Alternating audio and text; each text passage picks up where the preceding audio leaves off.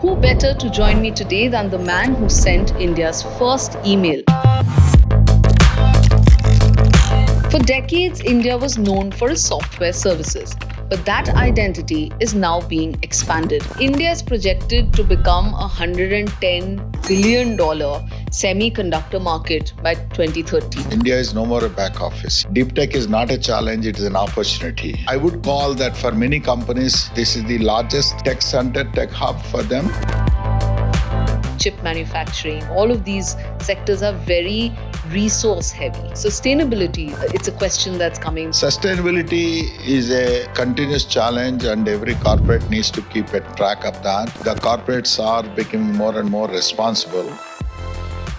How do you stay so motivated? I mean, it's what, 40, 45 years, maybe longer in your career. How do you retain that same vigor and excitement? Money making is an incidental. My larger cause was the country, That has been my fire in the belly.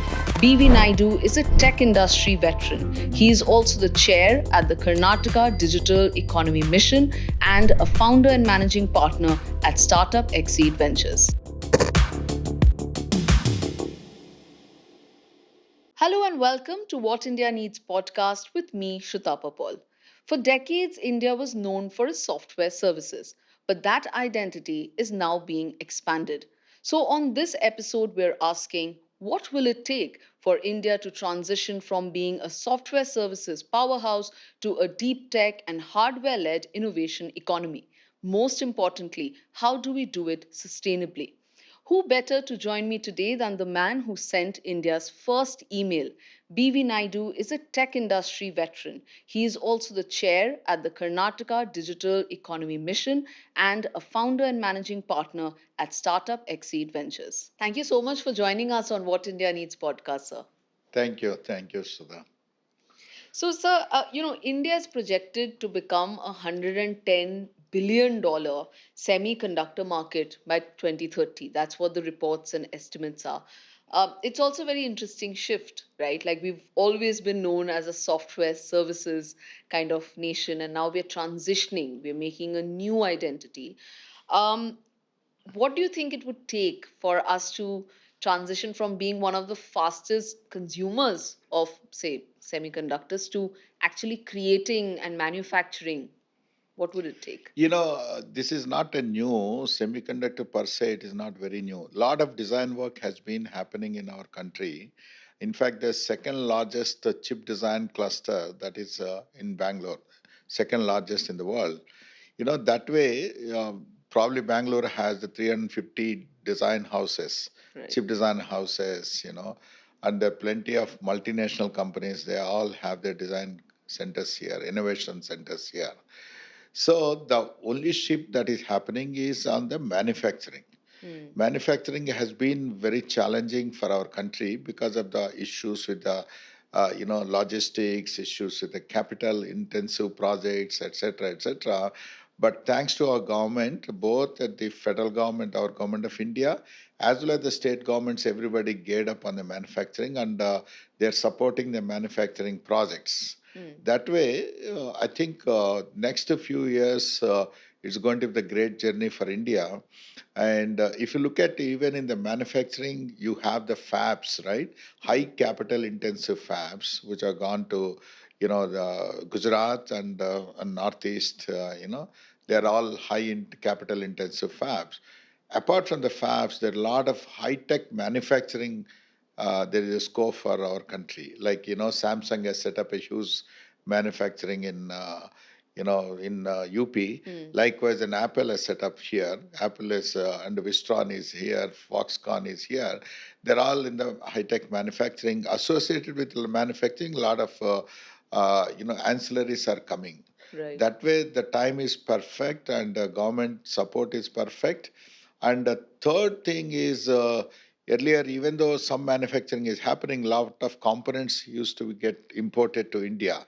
Now, government decided that no, even in the components, we do support, incentives. Not only that, PCB plants. There are a lot of people are interested in, coming and setting up the PCB plants, and the PCB plant raw material laminate that industry is also moving. So in overall, I would think that the manufacturing has 3 or 4 levels. Number one is a high tech fabs, and the next level is an assembly and Right. a test and assembly companies. Third is the systems companies, Hmm. that is EMS companies. The fourth is the components, Right. manufacturing. I think the government has realized, and the government is giving incentives in all these three different levels of the hardware industry, and the states are also supporting. I Right. think that way it is the best time, and the industry will definitely will touch the goals whatever been set by the government of India. Right. So it's like, from being more assembly driven, we're now becoming more and more manufacturing focused, right? Which Right, has been like right, right. on our That's a core. agenda. Yes. So when you say very soon we will be, do you think like what number of years would you hazard a I guess? think definitely, next to 5 years, definitely this the component industry and EMS is getting larger and larger. EMS industry, the fabs started producing. Hmm. I think the next 5 years we'll see definitely see some results, but it will scaled up in next 10 years. Okay, okay. That's very interesting. So, very interesting, exciting decade. Also, from the government's point of view, as you mentioned, there's been a lot of commitment, right? There's a 76,000 crore commitment under the Semicon India program. Then we have the ECMS scheme, which allocates about 40,000 crores to strengthen components manufacturing. Component, You mentioned that as yes, well. And then there's the Chips to Startup program, which is aiming to train 85,000 correct. engineers. So there is a lot of enthused, proactiveness being seen in the No, sector. absolutely. Unless the government support is there, these capital intensive projects will not fly. I Hmm. think the government has done the right thing about allocating the 70,000 crore plus on the fabs and 40,000 on the component industry and the chip to startup, which is both in terms of the design industry as well as the talent, increasing the talent. Right. In all that angles, government has taken the steps. Right. So, how do we kind of ensure that we stop being, say, back offices to large companies and that we have true innovation taking place here, true innovation coming from our talent on our own soil? So, how do we ensure It is that? no more a back office. India is no more a back office. For example, the if you look at there are 1,500 plus global capability centers are there. Hmm. Out of that 1,500, there, Bangalore itself has around 550 to 600 GCCs, Hmm. right? And leave apart these global capability centers, if you look at uh, the the large Fortune 500 companies, Hmm.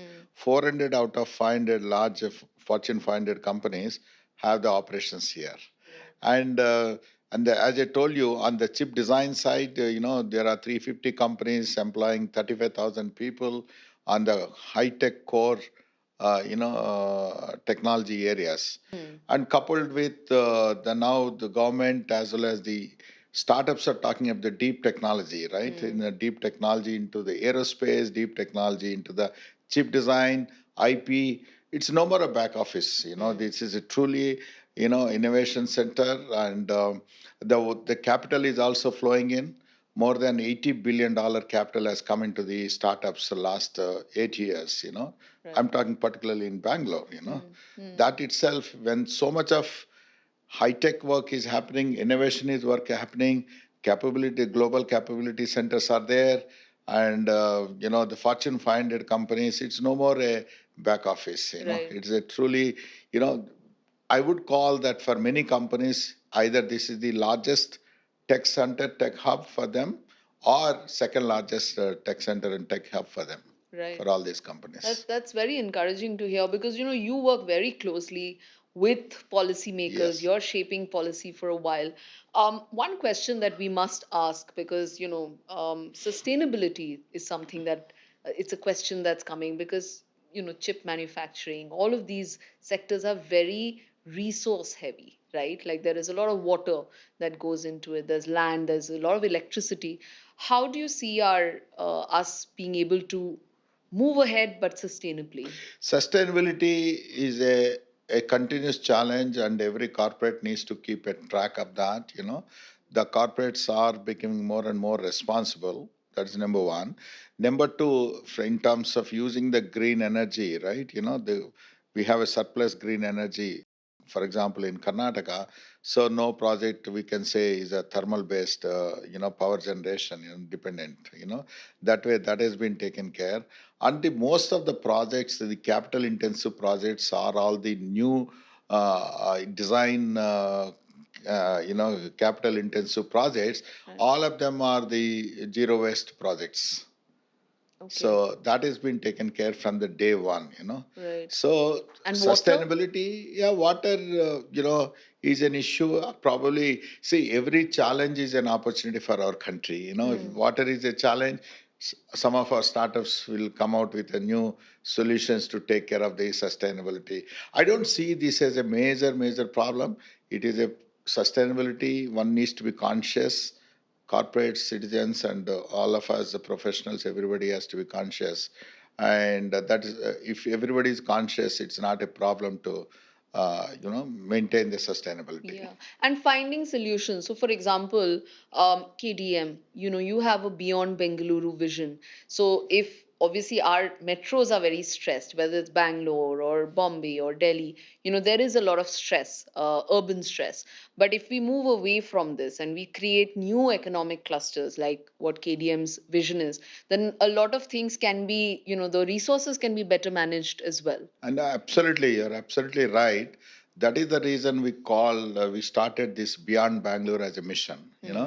The mission is right now, if you look at this tech industry, Hmm. 85% of the tech industry, our contribution is coming from the Bangalore alone. Hmm. Not even 85, probably 90%. Right. So one of our goal is to make sure how we can change that. Hmm. At least, the other beyond Bangalore clusters will probably contribute at least 20% or 25% Yes. to the overall Karnataka's digital economy, and then Bangalore can continue to have the 75%. So it's not that overnight that can be done. We have been Hmm. working on that. We are very happy with the kind of progress that is happening in Mysore, Mangalore, and Hubli. Hmm. And it not only we have companies like IBM expanded to Mysore, and Yeah. there are a couple of other multinational companies are looking at Mysore. Yeah. And Mysore also interestingly, has a very balanced ecosystem between the software industry, IT Hmm. industry, as well as on the electronics. Hmm. There are, Keynes is one of the largest EMS company, and Ranksense is aerospace company. Likewise, and PCB, one of the largest PCB manufacturing is from Mysore. That way, it has a very balanced thing. The second thing, what we notice is growing rapidly is a Mangalore. Mangalore, the people believe, and we also believe that Mangalore is a 15-minute city. Right. What it Okay. means is, from your work to home, and 15 minutes you can reach, Yeah. Yeah. wherever you go, which Yeah. is not possible in the cities like Bangalore. Yeah. And the other interesting thing, what we noticed is there are a lot of people coming to the work from their villages. Hmm. Within 30 minutes, 40 minutes, they're reaching their workplace from their villages. Hmm. That means they're staying back with the parents in their villages Yeah. and working for them. So, what we Absolutely. wanted is wherever that talent is there, industry should go. Correct. But our goal is to make sure that talent is continuously available in those clusters.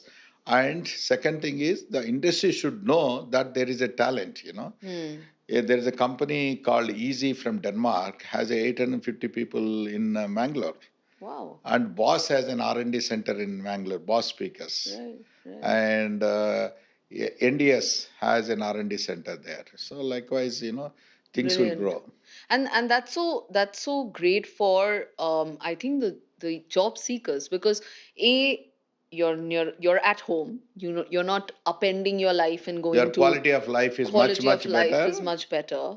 I mean, you can work, I mean, in a place like Mangalore, I love Mangalore. I mean, you can work there and then in the evening go to the beach and have Yeah, a, good that's time with what your these family Danish and guys say. friends. There are 20 Danish nationals, working there. They say they're absolutely happy because they work in the daytime at the office, and the evening they go for surfing. Amazing. Where will they get that? Yeah, Huh? yeah, yeah. So I think that that's so good because it will also ease the burden which is on, say, metros like Bangalore, and it's creating job employment. People are happier because the young population is That is only happier. the solution to spread that economy to the other Yes, places. yes. So we continuously do several programs, and all these beyond Bangalore. Hmm. Hubli Dharwad is growing, Belgaum is growing, Yes. Kalburgi we just started. That way, this program is growing great. Amazing. So, also you've pretty much spearheaded STPI, right? When you look at what's happening now, like if you had to do an HTPI, say Hardware Parks Technology of India, what would be on your wish list if You you know, had that? STPI, I always call this, actually, this is 34th year. Hmm. In 1992, I came to Bangalore from Delhi. Okay. And since then, I saw this whole industry is growing. STPI is a program that is well conceived. The reason why I say it's a well conceived is many times the policies may be good. If Hmm. there is no proper implementation, policies will not be helpful. Hmm. So you need to have a good policy, good implementation Correct. framework. Correct. That is what has happened in the case of STPI. When STPI policy is announced, the government also started a new organization called the Software Technology Parks of India, Hmm. which has a core objective of doing that. Hmm. In fact, we also had the Electronic Hardware Technology Park scheme that time, but that didn't take off that well. Okay.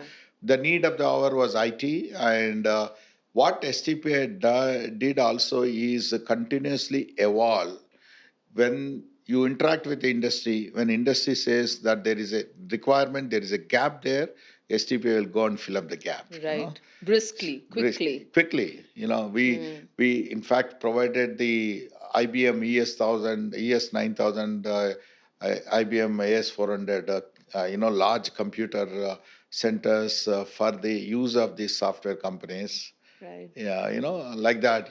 We provided high speed communication when there is no communication links were available. Wow. We even in Bangalore, all the towers that you used to see during those days, not the mobile towers. Hmm. Much before the mobile towers, STPI towers were there to provide the communication services to the software companies. Wow. So that This is is the in the need of that. 90s? Yeah, 1992 it started. Hmm. The first ever international gateway was inaugurated in 1993, April, from Electronic City. Wow. So we used to tell all these multinational companies when they visit here, don't worry, you come to Electronic City, you are as good as you are in New York. You come to Bangalore, it's as good as you are in New York. We used to demonstrate the live video conferences, live communication links, all these things to the companies just to motivate that, they should come and set up the operations Right, here. right. Otherwise, people used to come with the impression that India is still, land of, Bullock snakes carts. and bullock carts and Yeah, elephants. yeah. So I that's, think a lot of our audience, especially the younger generation, they won't they even may not be knowing understand that. They may that, not be what a knowing that at challenge all. that was during How that this is time. brick by brick, that whole Yeah, government has actually helped in supporting this industry. It's a great, in fact, whatever we did in Bangalore used to hmm, be the role model for rest of the other states which they absolutely. followed. In fact, when you were at STPI, you scaled software exports from less than $8 million with 13 companies in 1991 to $12 billion and more with over 1,800 companies in Yeah, Bangalore by 2007. I mean, yeah. that's Not only that, huge. this is a 1992 when I came here, there are only 13 companies were there, Wow. all of them doing $8 to $9 million, right? Since then, there are a lot of hard selling of India Hmm. to attract the investments, a lot of road shows internationally, US, Europe, and Japan and Korea, all these places, attract that investments, bring them here, work with the STPI is the Government of India organization. So Right. we just opened up, worked with the state government to start the new IT policy, 1998, and then Triple IT. I was the founding chairman of the Triple IT. Right. Started the Triple IT in 1999. Like the Karnataka IT Fund was started. So like that, several initiatives. BangalureIT.com, the biggest BTS show right now, used to be called BangalureIT.com. In 1998, it was started. Wow. Where? In ITPL in Whitefield. Okay. Why did we start there? Because ITPL Singapore government came and did a lot of investment there, and everything was empty. They were little upset. They made huge investments and nobody is coming there to rent the space. Right. Because that time it was a little far, right? So when 1998 November, Prime Minister Atal Bihari Vajpayee ji has come and inaugurated that, and that IT.com, we used to call that IT.com, has become a big success, not only for the state but also for ITPL. Right. Within 10 months, they could able to fill all the space. Wow. So, like that, we always used to keep a track and interact with the industry, look at what these guys wanted, go back and do that. Wow. That's what we did.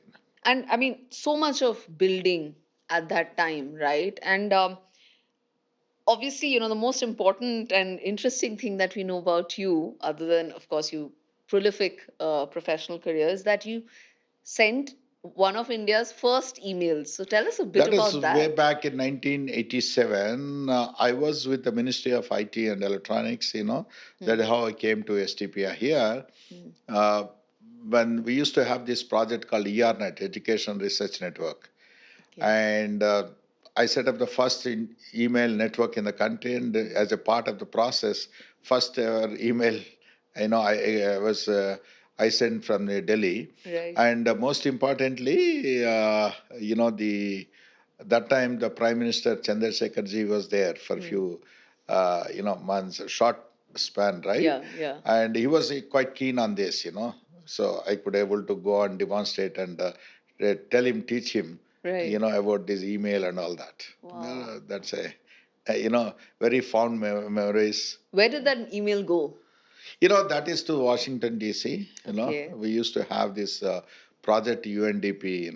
So Okay. UNDP, we used to interact with UNDP. Not only that, what we used to do is to spool all the mails from across the country. And I used to have a gateway called Vikram. And that gateway used to send all these emails night 10 o'clock, after 10 o'clock, when the telecom tariff was 1/4, right? Wow. So that is only the gateway for the country. Wow. I I was mean, fortunate to handle that. that's amazing. I mean, how much we have progressed, both Yeah. not only in India, but technology in general has progressed so much. At that time in 87, when you were sending that email, did you think that 2026 would look like No, this? that time, see, I was the very few computer communication professionals in the country. I did my master's from Madras Institute of Technology in Chennai. After that, either I had to leave the country or join the government. There's no industry that time, Yeah, yeah. 87. I choose to join the government, because of which I got this opportunity of setting up of the ERNet project, and working with and that is the reason I came to Bangalore, because that time my boss, Mr. N. Vittal, used to be there. He said, whatever we do to the academic community, because that is an academic network connecting the IITs, all that IITs to Delhi, and from Delhi to connect to the overseas, right? So whatever you do to the academic community is not major use, but you go and help the software industry, because software industry needs that. That is when 93 we set up a large gateway here, satellite gateway, directly linked to the US. Wow. And what made Bangalore the destination? Like, again, I'm talking that more from the point of view of our younger audiences who will not know that why was Bangalore kind of chosen? Multiple reasons. First reason I strongly believe is that Karnataka has privatized the education much earlier than most of the states, and that people used to come from across the other states from India to get their BE degree from Karnataka. That is one influx that has happened. The second is Bangalore has these all these public sectors, right? ITI was there, Bharat Electronics is there, HAL is there, and that has attracted the talent from across the state. So the minimum talent that is needed was available, and Texas Instrument chose to set up their own gateway and started their operations. You know, uh, Probably in 80s, 80, before STPI started, they set up, and then of course after that is a snowball effect. The initial talent attracted the some of the companies, and during those days most of the companies used to do the body shopping, recruit the Right. people, sending them abroad, Yeah. because no communication lines were there. The moment communication links were available, they started doing an offshoring. That means keep the talent here and work for the companies outside. So that has helped. That is what YTK was the big opportunity that it's grown. Then internet boom was there. Like that, many things gone through a lot of transitions in Bangalore.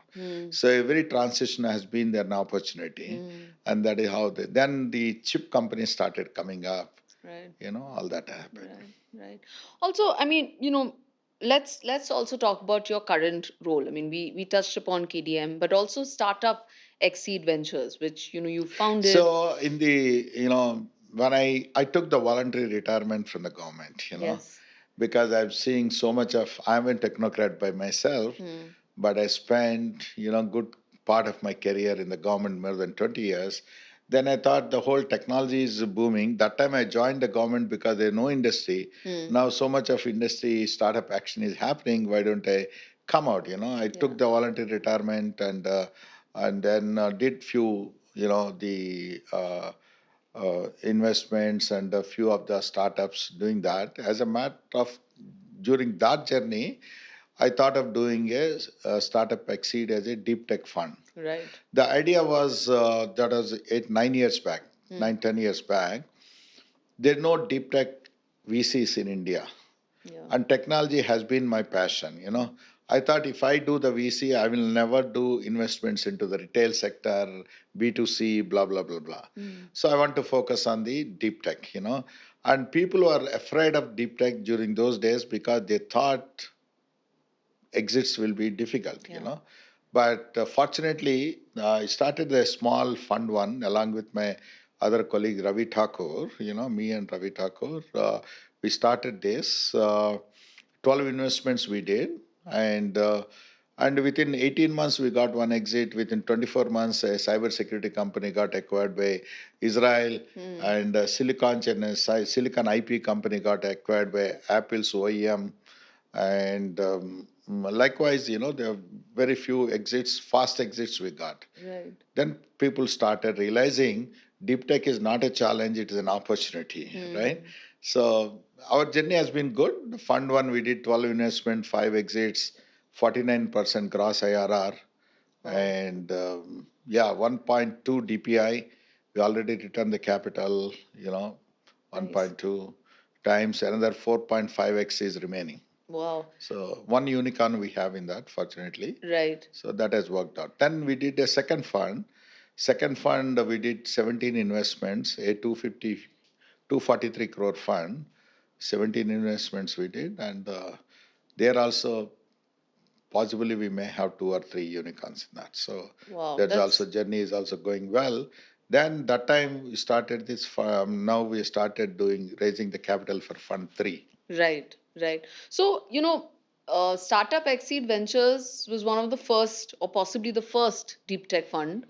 Yeah, one Um, of the probably that time not many people are Not many. looking at it. Today, deep tech is a buzzword, of course. Big It's a buzzword, big buzzword. hot topic. Because see, all our investments either Hmm. is in the cyber security, where the first company, first VC invested into the drones, which is very hard, Yeah. and we invested in cyber security and taken an exit to Israeli company. We invested a Silicon IP company. Space. Likewise, very, very space technology in the fund two invested Bellatrix. Oh, fund one and fund two also. Bellatrix was one of our investments, likewise. So we look into very high, deep technology companies.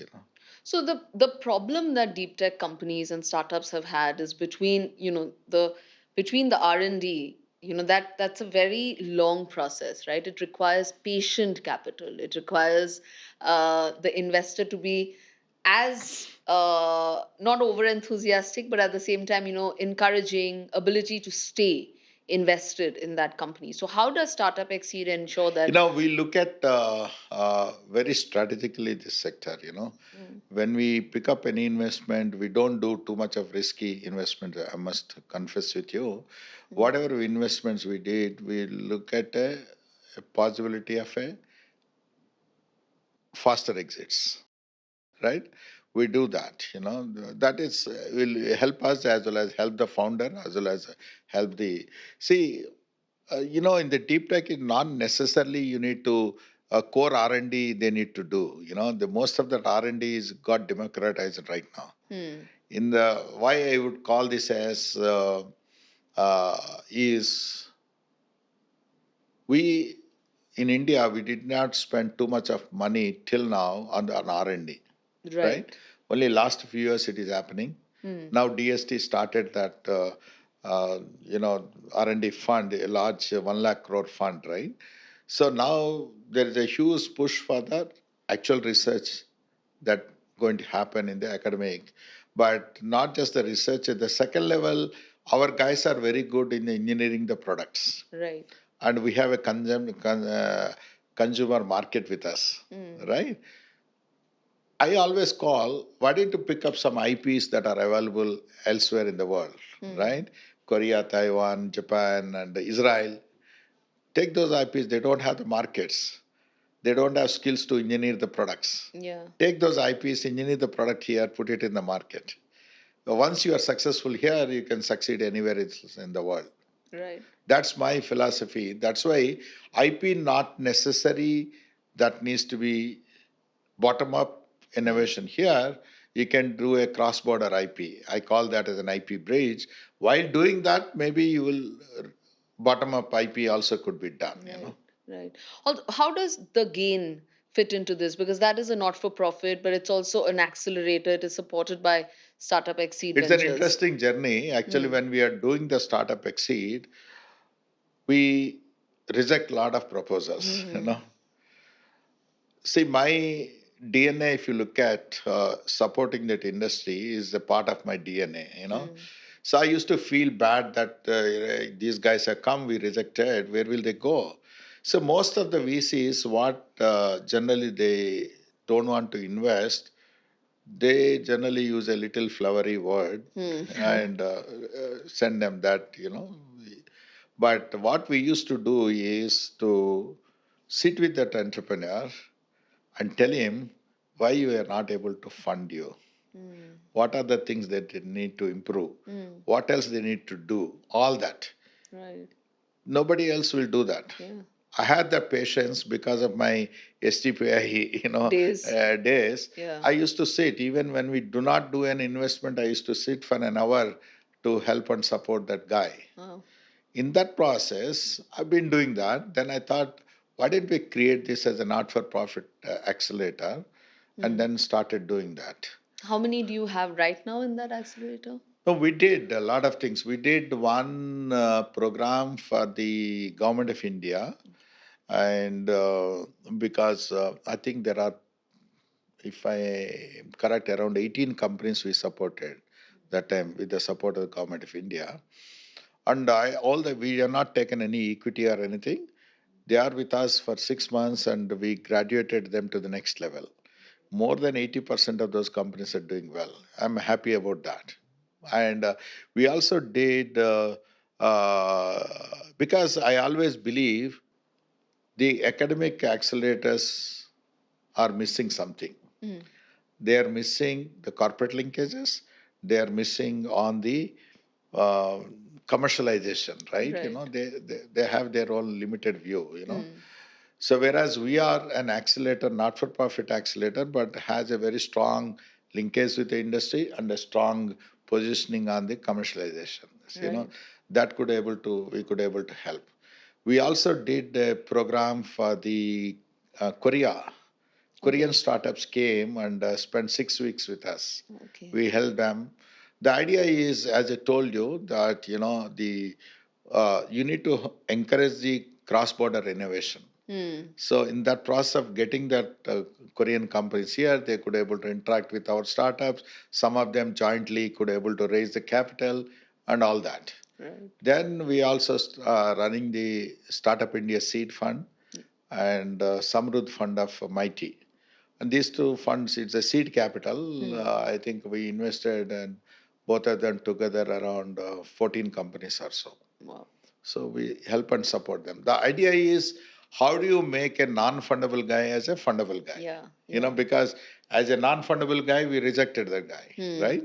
So now the next step is we should help him. Yeah. Probably he can graduate to the next level Right. so that he will become a fundable and then he will become a So it's a lot of successful individual. mentorship, it's a lot of Absolutely. guidance, and as you Lot of said, mentorship, lot mm, of GTM, and a mm, lot of cross-border connections, right, etc., etc. right.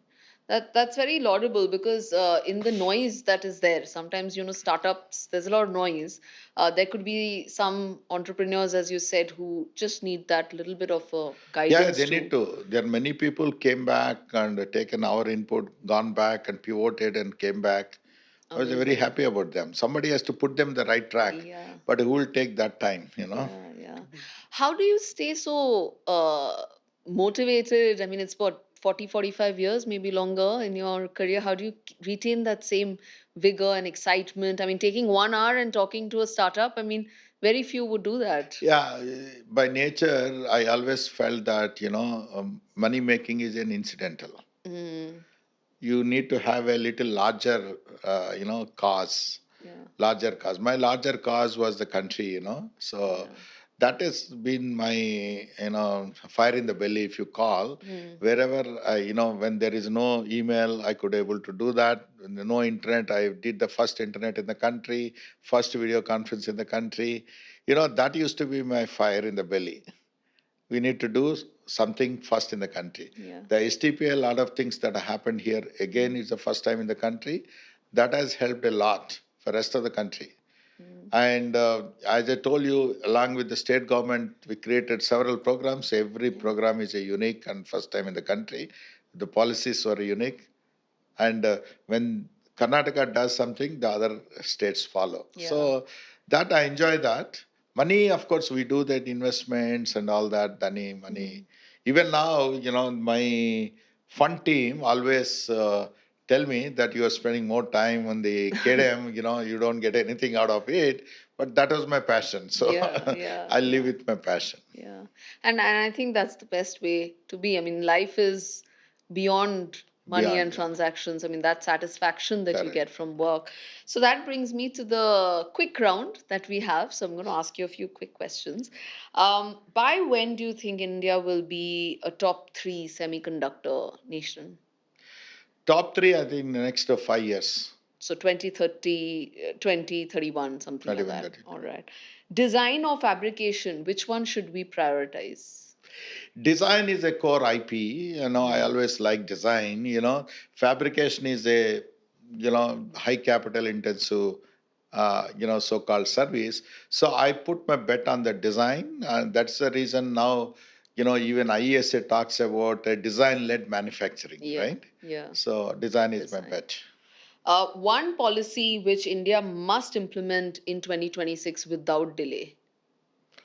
One policy, oh, okay, this is my big ask of the government of India. Yeah. What I was telling is giving the capital intense incentives and all that is one thing. Some Mm. of the clusters are gone, but one policy that can change the all the tier two, tier three cities or the clusters to come up is give some tax breaks to those clusters. Identify maybe 30 clusters around the country, do the tax break. That is my one ask to the government. If that can be done, automatically industry will flow there. So everything, all the urban problems what we talk are Is also taken care. yes, it's also solved, and it's we have seen that, that is one of the best ways That's of how the STP has grown. directing. Yeah. STP had a tax holiday for 10 years, extended by another 10 years, like that. That one click can, Change change. everything, right? How do you want to be remembered? As the man who built India's code or the one who strengthened its core? I always believe that, my contribution is doing right thing at the right time and with the right intention. Right. So that is, whatever I did, when I look back, that's what has happened. It's Mm. not that I designed something, Mm. there is an opportunity, but I was sincere in that opportunity, Right. filling that gap. So if people can remember me as an enabler, ecosystem enabler for our country to reach what it is right now, that is what is, uh, you know, I'll be happy about that. That's amazing, Mr. Naidu. I have one last question. Because you do deal with a lot of founders and over many years you have, what is your advice to deep tech founders who are building now, who may have a good product, maybe they don't, they're still in the, working stages. What is your advice to them? So the founder needs to be, first of all, founder's integrity is highest importance, Yeah. right? Founder needs to have a focus and an integrity and believe in whatever he wanted to do. He can get that validated outside. Hmm. And but at the same time, founder also should have an agility to pivot if need be. Hmm. He's trying to do something, is not working. Don't become too passionate on that technology. As a Hmm. most of the technology founders becomes too passionate on their technology and go deep, deep, deep, deep Yeah. into that without balancing on the commercial realization of that. That is what my strong advice is. Before doing that, get these few things right. Hmm. Then, if you think that commercialization is not happening, change it. There Hmm. are a lot of other things you can do. Right. Right. Be India is a practical. Be practical. India Hmm. is a country of challenges, country of opportunities. So Absolutely. everybody can get something out of it. Thank you so much for your time, and it's been Yeah. an honor to have you on What India Needs podcast, Mr. Naidu. Thank you so Thank you. much. Thank you. Thank you for joining us on What India Needs podcast. I hope you enjoyed this conversation. Do like, share, and subscribe to our channel. Leave your comments below and tell us who you would like to see next. Thank you, and see you next time.